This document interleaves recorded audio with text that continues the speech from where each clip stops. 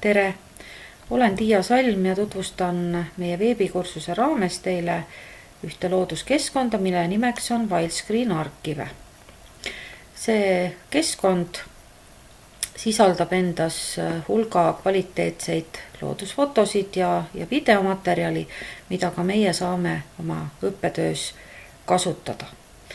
Oleme hetkel siin avalehel ja kui nüüd natukene allapoole kerida, siis on lühiülevaade, mida siin lehel siis leida võib. Nii et kõik, mis puudutab maailma loomastikku, taimestikku, elupaiku, kõiki neid teemasid siin lehel ka käsitletakse. Nüüd otsida võib siis mitmel erineval moel, kas me kasutame nüüd neid valikuid siin üleval menüüribal või kasutame kohe otsingukasti. Aga alustame siis otsingut nüüd siit otsingukasti kaudu ja otsime infot siit jääkaru kohta. Me ei trüki seda eesti keeles, vaid trükime polar bear ja vaatame, missuguse hulga materjale keskkond meile annab. Näete, esiteks ongi meil siin jääkaru ja kui me nüüd need jääkaru materjalid lahti klõpsame, siis me näeme, et siin keskkonnas on 66 fotot ja 25 videoklippi jääkarude kohta. Lisaks, kui me nüüd foto või video lahti võtame, siis siin paremal pool on alati ka info selle looma kohta ja kui me nüüd selle info alt vaatame väikeses sinises kirjas, on siis ka info nüüd selle video või foto kasutusvõimaluste kohta. Tegelikult on lubatud neid materjale kasutada hariduslikul eesmärgil, nii et võime lisada linke oma õppematerjalile, mis toovad siis siia Wildscreen Archive lehele. On meil võimalus isegi neid videoklippe siit endale arvutisse laadida, et kasutada ka siis, kui ei ole parajasti võimalik näiteks internetiühendus. Nii et see oli siis üks võimalus otsida. Teine võimalus, lähme avalehele tagasi ja vaatame siis, missugused süsteemseid valikuid saame siit teha. Kui me nüüd esimese valiku lahti võtame, siis me saame otsida näiteks liikide järgi, siin on imetajad, linnud ja nii edasi.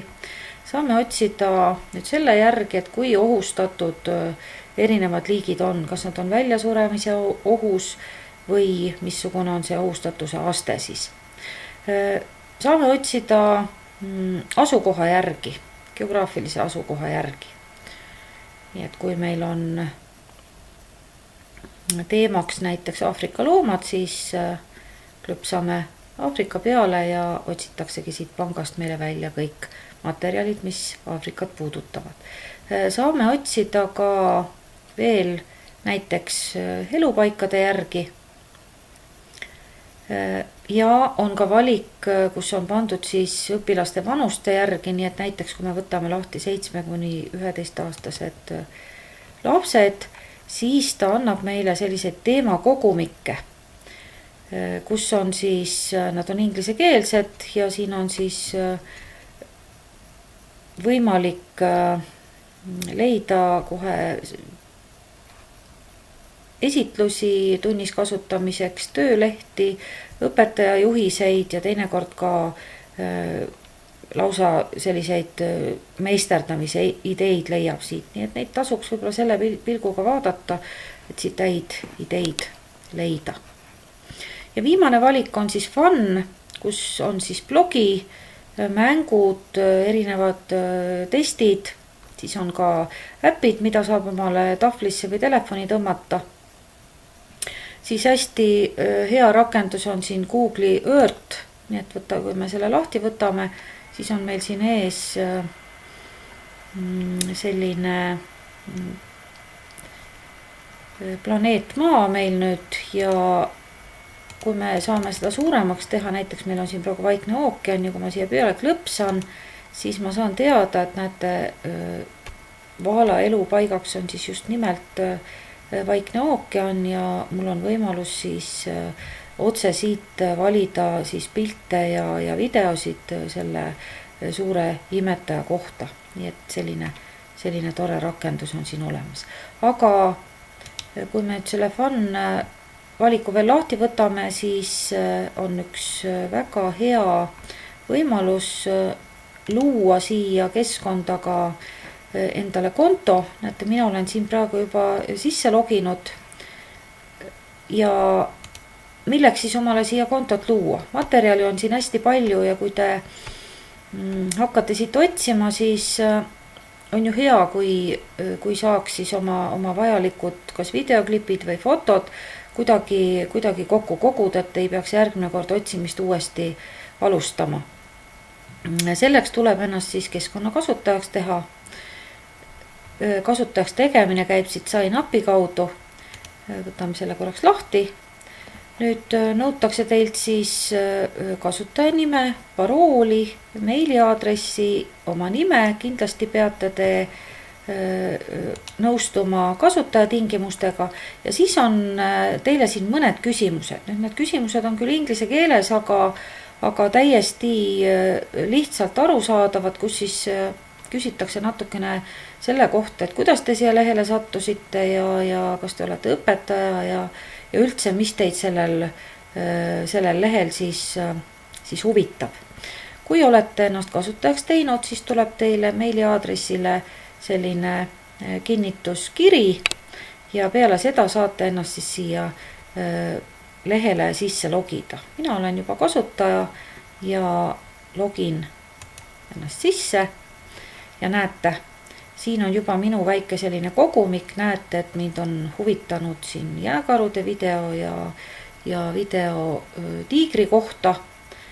Võtan oma kogumiku lahti, saan seda kogumikku siis vaadata. Scrapbookiks kutsutakse seda või saan seda kogumikku siis ka muuta ja saan seda kogumikku ka jagada, kas meiliga saata või siis ükskõik kuhu, kas või sotsiaalvõrgustiku seda näiteks jagada. Nii et selline tore võimalus on siin veel. Aga kuidas siis kogumikku nüüd lisada, seda me enne ei vaadanud. Otsin uuesti siit üles selle jääkaru. Võtan need jääkarud siit lahti. Võtan siit lahti nüüd videomaterjali. Ja siin on hästi tore video nüüd jääkaru poegadega. Ja ma tahan seda kindlasti säilitada, et ma ei pea seda iga kord otsima hakkama. Siis näete siin video kõrval, kui ma olen nüüd sisse loginud, siis tuleb siia väike link Add to Scrapbook ehk lisa oma kogumikku. Ja kuna ma olen siia keskkonda nüüd sisse loginud, siis ma saangi selle nüüd nüüd ongi ta mulle sinna kogumikku lisatud ja ma ei pea iga kord seda siit otsima. Aga näete, täna on see lehekülg meile kõigile kasutamiseks tasuta, aga siin on ka selline punane link, kus siis palutakse kel vähegi võimalus seda lehekülge toetada ikka sellel eesmärgil, et ta ka edaspidi siis nagu üldsusele tasuta kasutamiseks oleks. Minu arvates hästi vahva keskkond ja miks mitte suunata ka õpilased siia materjali otsima ja miks mitte seda näiteks loodusõpetustundides edukalt ära kasutada. Aga head tutvumist ja head kasutamist. Aitäh kuulamast!